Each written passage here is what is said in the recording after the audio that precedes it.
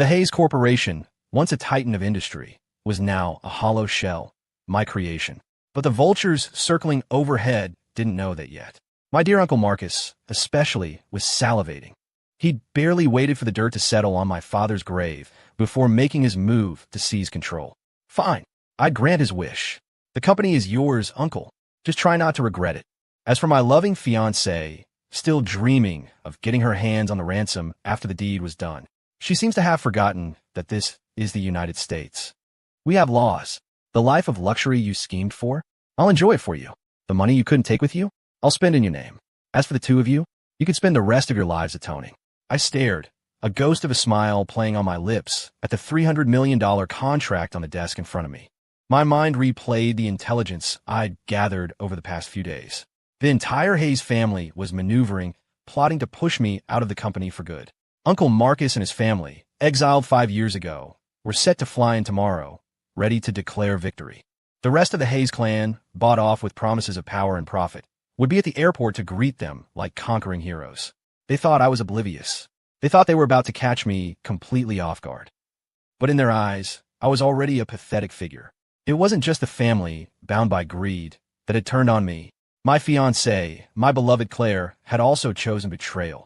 It seems in the ruthless world of high finance, it doesn't matter who's warming your bed, so long as they come with a contract.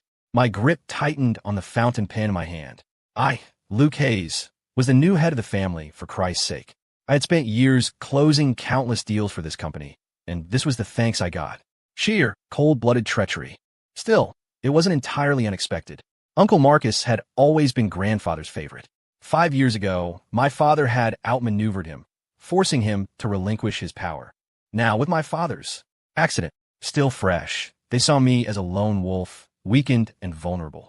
They thought they could just waltz back in and take over.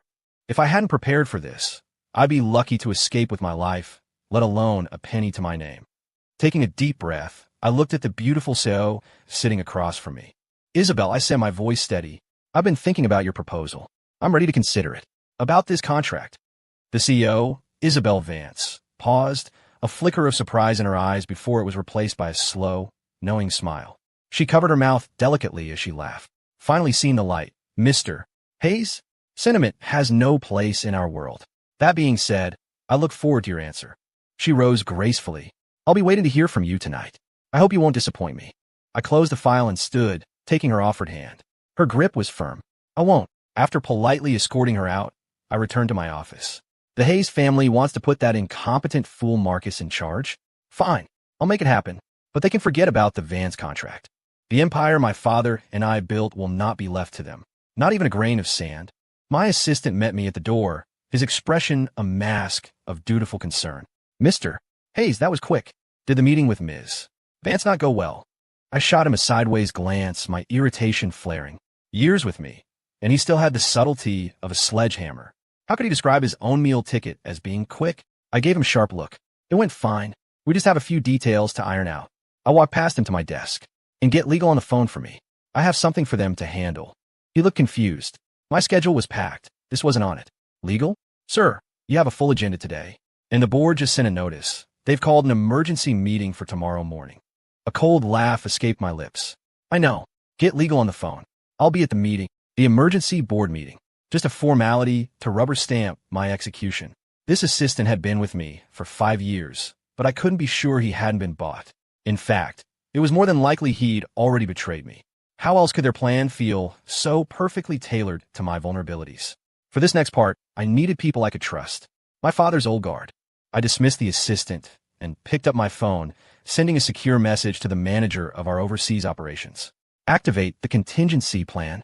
Sever all subsidiary assets from the Hayes Corp parent. We had started preparing for this the moment my father took control of the company. We were competent, my father and I, but a competent man who isn't the favored son always prepares an escape route. To this day, I still had my suspicions about the true cause of my father's death. But in this game, suspicion is enough. You don't need proof. Just as I finished sending the message, the office door swung open. I frowned at the intruder. It was my grandfather, a disingenuous smile plastered on his face. Luke, I heard you didn't sign the Vance contract today. I nodded, my expression respectfully blank. That's right, grandfather. His brow furrowed. a hint of displeasure showing through the facade. Why? Don't you understand how important that contract is to us?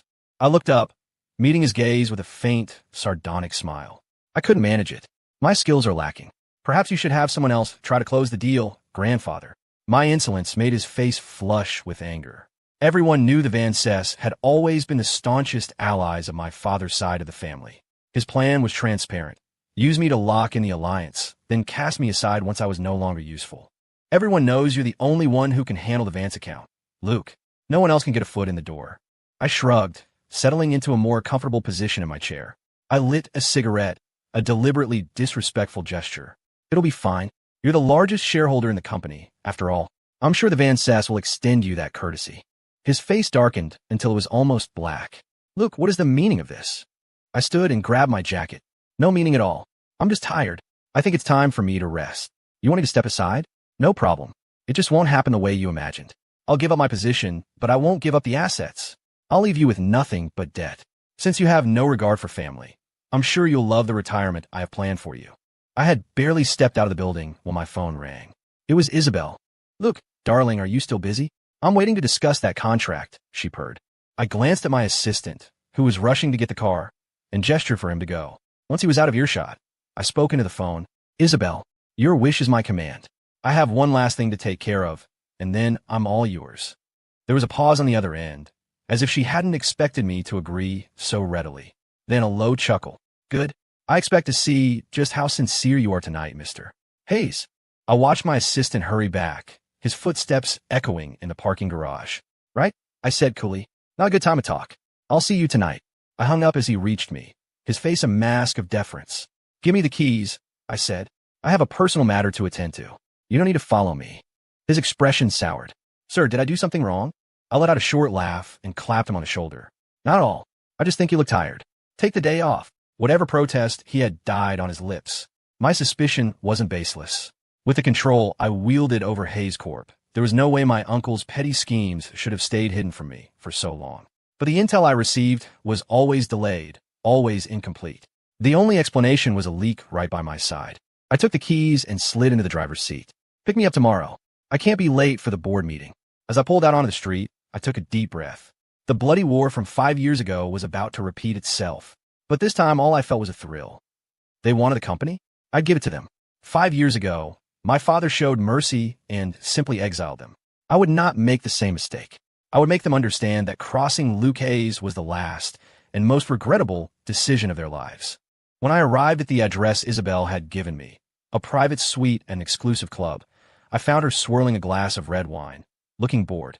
The moment she saw me, her eyes lit up. The room was cast in a dim, amber light. She was lounging on a sofa, her long, black hair cascading over her shoulders. She looked even more captivating than she had during the day. Look, darling, you came. She gestured for me to sit opposite her. I suppressed a smile. For all her composure, I could see the subtle tension in her posture the moment I walked in. Are we really discussing contract details in a place like this? I asked, raising an eyebrow. She gave me a sultry look and offered a flimsy excuse. I was just worried things weren't secure on your end. Her pointed remark caught me by surprise. You mean my assistant? She nodded. So you know, what are you going to do? I let out a bitter laugh, picked up a glass from the table, and downed it in one go. I always suspected, didn't I? I set the glass down. So what do you want this time? You know I'm about to be a broke, jobless man. She didn't believe a word of it. Her slender fingers traced a line along my jaw. Don't be ridiculous. You want the Hayes family legacy. I want the Northwestern project. I studied her, a half smile on my face. Beautiful. Undeniably beautiful. 5 years ago, to solidify my position, I had agreed to an engagement with Claire Davenport of the Davenport family. Isabel, who was still in college at the time, didn't speak to me for 6 months after she heard the news. The Northwestern project isn't that easy to secure, I reminded her. She lifted her chin, a flicker of pride in her eyes.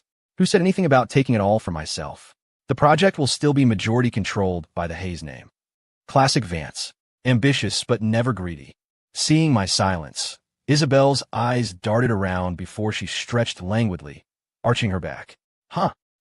I never noticed before, but her figure was incredible. The implication was unmistakable. I swept her up into my arms, a wicked grin spreading across my face. Feel like coming over to my place? My dog knows how to walk cats. Isabel rolled her eyes, feigning disdain. Please, I'm not a dog person. Her playful pout was adorable. I couldn't resist teasing her further. My cat is very talented. It can dance ballet. She pinched my side hard. Who cares about cats? You should see my place. Ever seen running water before? We've got that. I shook my head, amused by her competitive spirit. She was one of a kind. When I finally dragged myself out of bed at the hotel, Isabel was still fast asleep beside me. After I'd carried her back to her room last night, I'd tossed her onto the bed, and from that point on, destiny took its course. What was meant to happen, and what wasn't, all blurred into one. There were still faint tear tracks on her cheeks. Isabel wasn't lying. The view from her place was much better than any pet. It wasn't until dawn broke that I finally gave up my aquatic pursuits. Fighting off a wave of exhaustion, I got dressed and headed to the office. When I arrived, the boardroom was already full. Everyone was there, including my fiancé. Grandfather wore a triumphant smirk. Luke, since you couldn't secure the Vance contract, it's time for a new leader at the helm of this family. I just shrugged, indifferent. The board meeting unfolded exactly as scripted. Soon enough, Uncle Marcus and his family were standing before me, gloating. Luke, the Hayes Corporation is too big for a kid like you to handle. Be smart about this, and I might leave you with a few scraps. I shrugged again, refusing to argue with a small man enjoying his moment. Instead, I reached for the share transfer agreement prepared by the legal team. If that's how it is, then let's go all the way. I don't want the shares either. They're all yours, Uncle. Enjoy. I glanced over at Claire Davenport. Sure enough, a flicker of excitement shone in her eyes. Disgusting. Grandfather looked at me with suspicion, as if he couldn't believe his plan was succeeding so easily. He knew my father and I were fighters. Still, he pressed his advantage. Luke, the Hayes Corporation is a massive ship. You're too young to steer it. It's better to hand it over to your uncle. He hesitated, then added, don't worry. The family won't short you a single penny of what you're owed. I know you're unhappy about giving up your shares. If you have any demands, just name them. I scoffed internally. Name them? Sure. Whether you agree to them is another story. All right. My shares are worth about $50 million. Pay up. I'm not looking to take advantage of you. I leaned back. If you don't have the cash, assets will do. Grandfather stammered. Beside him, Uncle Marcus's face clouded with hesitation. They wanted the shares, but they didn't want to pay for them. I wasn't about to let them have it both ways. What's the matter? Unwilling. I met their gaze, my own hardening. Don't forget, I own 15% of Hayes Corporation. It may not be enough to run the company, but it's more than enough to make your lives a living hell. Grandfather's face turned crimson with rage. Luke, how dare you? Are you even Hayes anymore? But I stood firm. Left with no choice, they finally relented. Just like that, I had drained nearly all of the family's liquid capital. I tapped the signed contract against my hand, satisfied. My eyes swept the room and landed on Claire. Claire, what about you? I'm no longer the Hayes heir.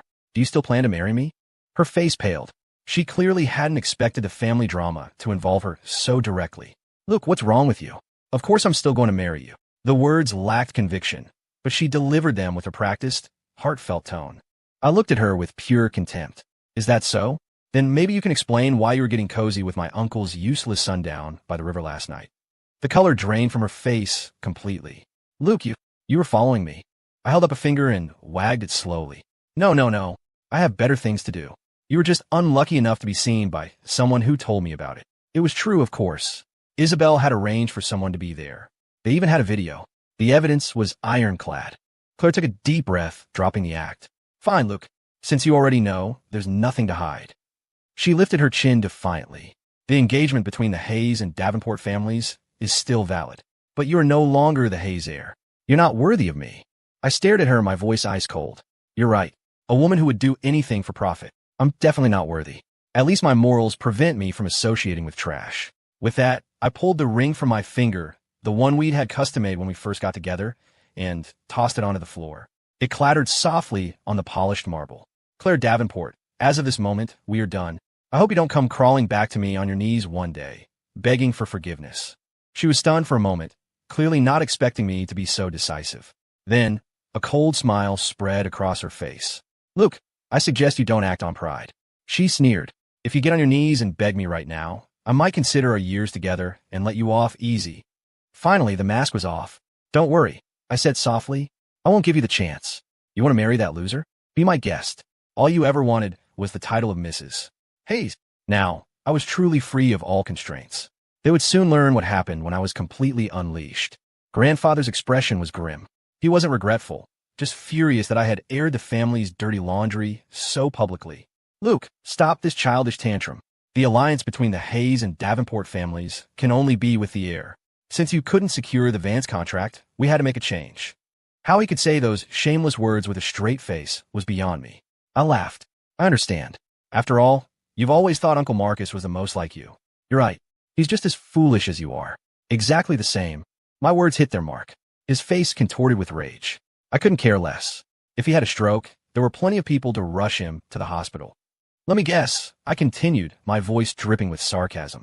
Your plan was for me to land the Vance contract, forcing them onto the Hayes ship, and then you were going to arrange a little accident for me, weren't you? As the words hung in the air, the faces around me grew dark. They hadn't expected me to know everything. Did they really think their pathetic little scheme could fool me? Uncle Marcus couldn't help but interject. Luke, how can you think that? You're a Hayes too. Your grandfather loves you very much. I cut him off.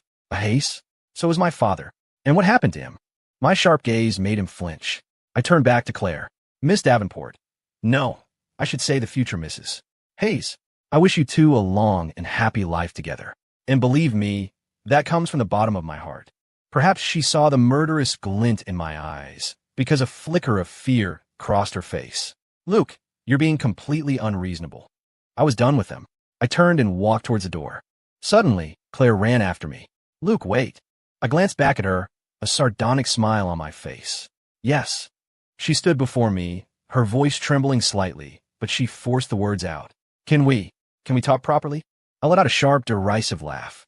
So, she finally remembered that I never take a loss lying down. Too late. Talk about what? How you cheated on me. Or how you were playing both sides. My words silenced her. She opened her mouth, but nothing came out. I didn't believe for a second that she felt any remorse. She was probably just remembering all the lucrative contracts I'd brought to her family's company. I didn't spare them another glance and walked out of the building. I had just gotten back to my penthouse when there was a knock on the door. I opened it to find Isabel. It seemed she was hooked. I could see it in her eyes, which were practically smoldering. She threw herself into my arms. Look, darling, you're so cruel. You just ran off this morning without a second thought for me. Are you planning on abandoning me again? Don't you like me anymore? I sighed, exasperated, and looked down at the woman clinging to me like a limpet, putting on a pitiful act. Isabel, we only made this official last night. You're trying to drain the well dry, aren't you? Last night, my head was spinning. There were so many positions to explore, so many things to learn. Her performance had been overwhelming.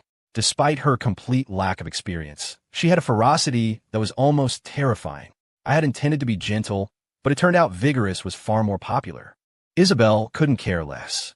She clung to me like a koala, refusing to let go. Hurry up, carry me to the bedroom. If you satisfy me, I'll give you a big present. I let out a weary laugh. Where she couldn't see, both of my kidneys were screaming in protest. Isabel, get down. Let's get some food first. We can discuss other things later. But she was relentless, dragging me back toward the bedroom. I'm not scared. Why should a big man like you be scared? She taunted. Besides, once I'm full, I'll be in a mood to help you sort out that contract. What was this? Was my sole purpose in life to be a human sponge, responsible for filling voids? 3 hours later, I was lying on the bed like a beached fish, completely unresponsive to Isabel's prodding. Luke, darling, you're not holding up very well, she cooed. I've already hired the best personal trainer for you. For the sake of our happiness, you need to work out every day, okay?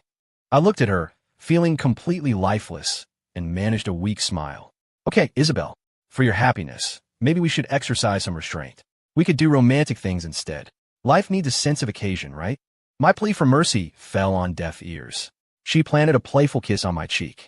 Of course, the most romantic thing I can think of is exploring every method of human origin with you, my darling.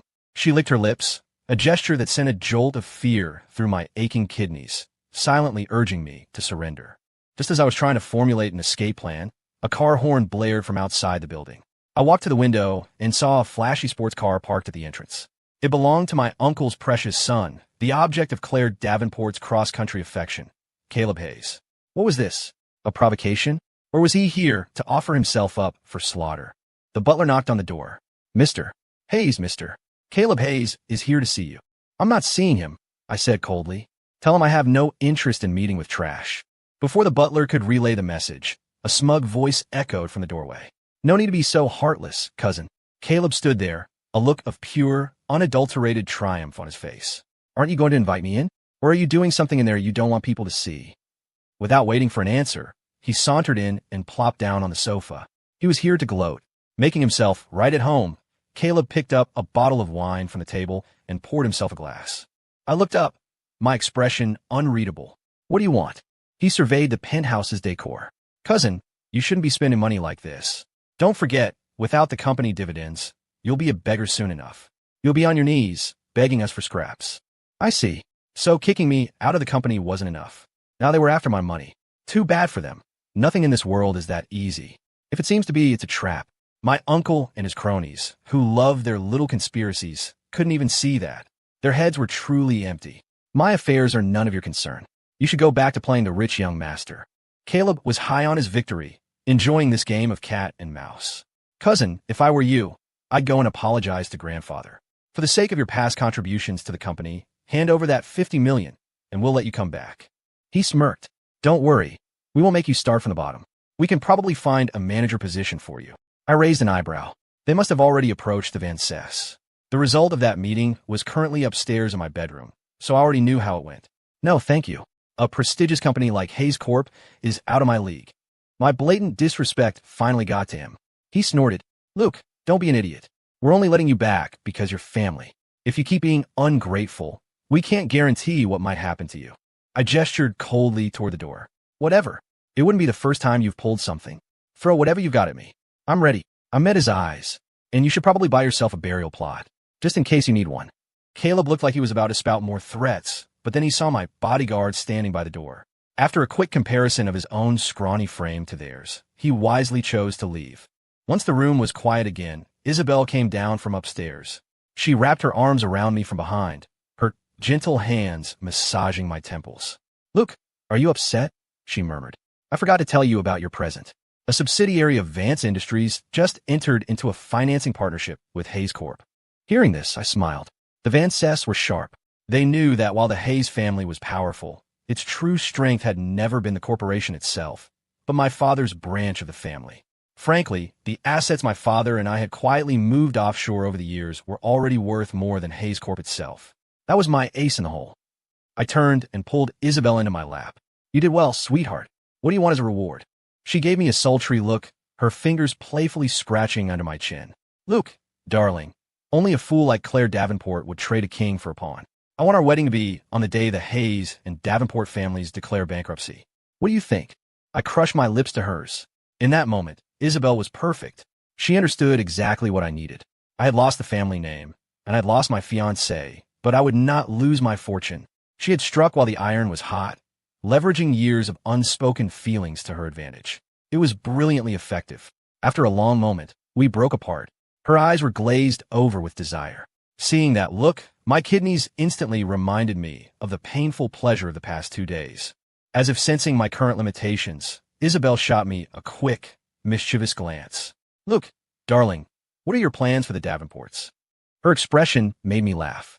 I gently tapped her nose. Don't worry. The Davenports are tied too closely to my family. Once Hayes Corp goes down, they won't last long. She looked puzzled. On paper, the partnership between the two families was limited. The engagement was meant to strengthen it. I let out a cold laugh and explained. 6 months ago, Davenport Industries ran into some financial trouble. The Van Cess extended them a massive loan, secured by 30% of their company stock. I paused. That's why they were so desperate to lock down the alliance with my family. They can't pay it back. Isabel, a true daughter of the Vance dynasty, was sharp. Though she wasn't deeply involved in the business, she understood immediately. She tilted her head, thinking, and that's why Claire got involved with Caleb. I nodded with a smile. It was simple. Grandfather was the largest shareholder. His support determined the heir. Claire must have gotten wind of his plans ahead of time. A friend in need is a friend indeed, after all. It explained her desperation, why she would debase herself to that extent. The next morning, I carefully extricated myself from Isabel's embrace. Is the contract ready? I asked. She frowned, her beautiful eyes struggling to open, still clouded with sleep. It's been ready, but whether I sign it depends on your sincerity. I rubbed my forehead. Why the Van Cess had entrusted everything to this little minx was beyond me. She had used this opportunity to exploit me mercilessly. By the time she finally agreed to sign, I was completely exhausted. With a trembling hand, I dialed my newly hired assistant. It's time. Tell everyone to resign. They can report to the new company tomorrow. All the paperwork is done. On the other end, my assistant's voice was electric with excitement. Mr. Hayes, you finally made the call. Everyone's been getting restless. You have no idea what it's been like. That Caleb doesn't know a thing. All he does is give useless orders and hit on the receptionist. I chuckled, listening to him vent. I had anticipated all of this. 6 months ago, when grandfather started placing his own people in key positions, I knew a coup was coming. If he wanted power, I'd let him have it. I even helped him along, seeding the company with incompetent cronies from other firms, turning the whole place into a chaotic mess. My presence had kept them in line, but my elite team had been drawing a second salary from my new company for months. All right, keep this quiet for now. We don't need any trouble. I hung up and looked out at the rising sun, feeling a profound sense of satisfaction. Starting tomorrow, the corrupt House of Hayes would be history. I would build a new legacy, my own. As for whether the rest of the family would regret it, their fate was sealed the moment they decided to cross me. When Isabel and I arrived at the Vance Industries headquarters, I raised an eyebrow. Grandfather was waiting at the entrance, his posture almost deferential. Luke, you came. I knew you still cared about the family, he said, his voice thick with emotion as he saw me. He had clearly misunderstood the situation. I sidestepped his attempt to grab my arm. I'm sorry, you're mistaken. My being here has nothing to do with you. My words made his face go pale with anger. Luke, you are a son of this family. How can you stand by and do nothing while the family faces ruin? Oh, right. I'd almost forgotten. With the announcement of the new CEO, Hayes Corp's partners were terminating their contracts en masse. Everyone knew that I, along with my elite team, was the core of the business. All those contracts that once belonged to Hayes Corp were now being signed over to my new firm. The old company was nothing more than a hollowed-out giant, destined to collapse. Grandfather, have I not been generous enough? Besides, I learned everything from you. My voice was low and sharp. My father's car crash. You stood by and did nothing then, didn't you? He was a son of this family, too. Without waiting for his response, I wrapped an arm around Isabel and headed for the elevator. Just as the doors were about to close, he stumbled forward, jamming his hand in to stop them. Luke, what are you trying to do? I looked at this man, my direct biological relative, with utter detachment. What I do is no longer any of your concern. Please stop harassing me.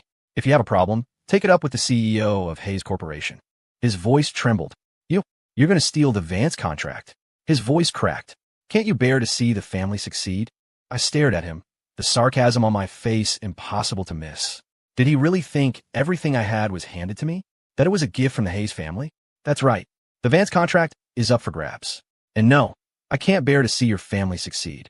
My voice was cold steel. Everything worth having in this world is taken by force. Only losers spend their days begging for handouts. At that, he finally panicked. He realized I was serious about tearing it all down. Look, don't be rash. We can sit down and talk about this. I pried his fingers from the door, my expression impassive. There's nothing to talk about. You got what you wanted. What more could you possibly want? He grew agitated. No, I never wanted to give up on you. Only you can lead the company to greatness. Before, it was just about bringing your uncle back into the family. As the elevator doors slid shut, I spoke, half to him, half to myself. Is that right? Was it worth the blood of one son and the life's work of a grandson just to bring a family of failures back into the fold? But I didn't know what he was thinking, nor did I care. The closing doors were like a barrier between two separate worlds. 3 months later, Davenport Industries was the first to fold. It was predictable. Their company was smaller than Hayes Corp to begin with. With the Hayes family pulling all its funding, it was a miracle they lasted this long. Just as Isabel and I got out of our car, Claire Davenport, who must have been hiding for weeks, suddenly threw herself in front of the vehicle. Luke, you have to help me. Before she could finish, Isabel slapped her hard across the face. Get lost, you filthy woman. Who gave you the right to say his name? Claire had never been treated this way. She was here to beg for my forgiveness, not to be assaulted by Isabel. She scrambled to her feet to fight back, but her outfit wasn't suited for a brawl. In an attempt to reawaken my old memories, she had dressed to kill, her high heels accentuating her already stunning figure. Isabel, in contrast, was wearing athletic gear, allowing her to move with fluid grace. A moment later, Claire twisted her ankle and fell to the ground. I had no interest in getting involved in a fight between two women.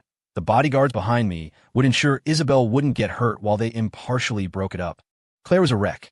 Her beautiful dress was torn in several places, and her elegant hairstyle was now a mess of tangled hair, making her look like a deranged ghost.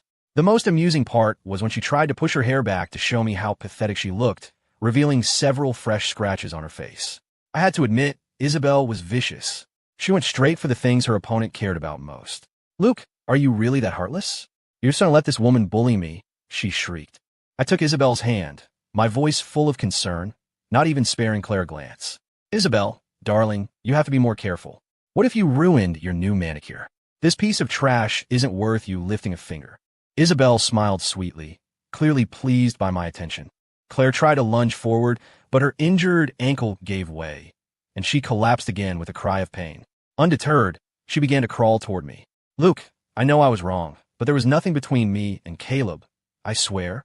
Please, save the Davenport family. If this goes on." I took a step back before she could finish. This woman was tainted. I wouldn't allow garbage to get near me. The Davenports? What does that have to do with me? You're Caleb's fiancé now. You should be begging him. Claire bit her lip, trying to look wounded. "Luke, how can you be so cruel? There was nothing between Caleb and me. It was all arranged by our families. It wasn't my choice." I scoffed and had the bodyguards remove her. A family that could only survive through marriage alliances didn't deserve to be forgiven after making a fatal mistake. Soon after, Evenhays Corporation was forced to declare bankruptcy. Sitting in my office, I watched as my grandfather's trembling hand signed his name on the acquisition contract.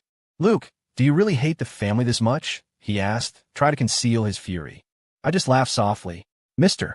Hayes, my father is gone. He died under mysterious circumstances. By the time I arrived, all that was left was a box of ashes.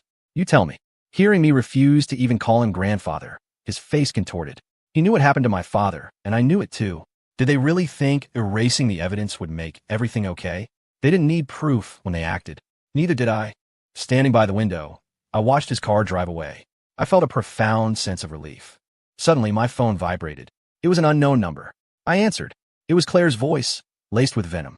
"Luke, if you think you could just swallow up the Davenport family, you're wrong. I'll give you one chance. Get to the warehouse on the north side of town in 30 minutes. And come alone." She hung up. My face hardened. Over the line, I had distinctly heard Isabel cry for help. My fingers tapped on a desk. I had to go, but I needed a plan. I wasn't naive enough to believe that if I went there and promised to back off, she would just let Isabel go. But I couldn't ignore Isabel's safety. The Vance family was too important. After a moment's thought, I made a call to the Vances.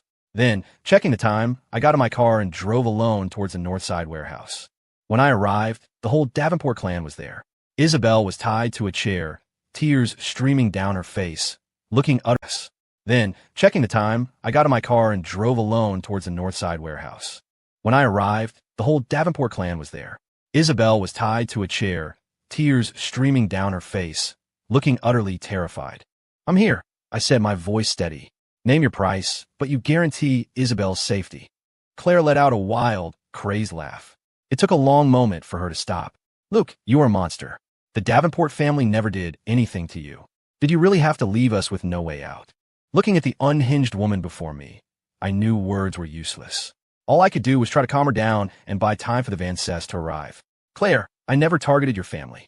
Your problems were caused by Caleb pulling his funding from your company." I kept my voice even. "You have a score to settle, but you're blaming the wrong person." My attempt to deflect only seemed to enrage her further. She snatched a knife from a nearby table and pressed it against Isabel's throat. A thin line of red instantly appeared on her skin. "Enough of your bullshit. Get on your knees now. If my demands aren't met today, I'll kill you both." I held up my hands in a calming gesture. Seeing the madness in her eyes, I had no choice. I knelt. Seeing me so compliant, Claire grew even more arrogant. She kicked me to the ground, then started kicking me repeatedly with her 4-inch stilettos. After what felt like an eternity, she stopped, breathing heavily. "Listen up, Luke. Transfer the money to this account now. I know you have it. That $50 million you took from the Hayes family. All of it." I wiped the blood from the corner of my mouth and glanced at the account number. It was an overseas account. They were planning to run. "No problem. I'll do it now." In front of her, I used the phone she provided to initiate the transfer. After about 15 minutes, just as she was growing impatient, I handed the phone back. "It's done." The Davenports exchanged triumphant smiles, then closed in on me, knives in hand. At that exact moment, shots rang out from outside. One by one, the Davenports collapsed in pools of their own blood. Wounded but not dead. As police swarmed the warehouse, I looked at Claire with pure derision. "You idiot. Don't you know international wire transfers can take 2 to 3 days to clear? The bank was notified hours ago. My lips curled into a sneer. Did you really think I'd come alone? Claire's eyes went wide.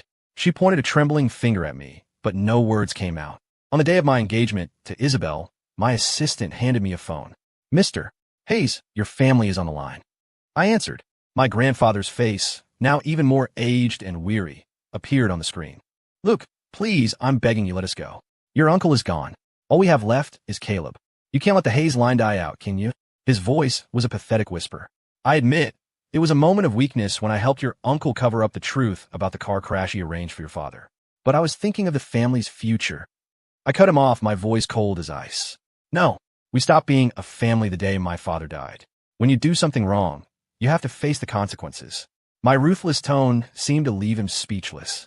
The world of the wealthy is merciless, but it isn't devoid of humanity. I let out a soft, humorless laugh.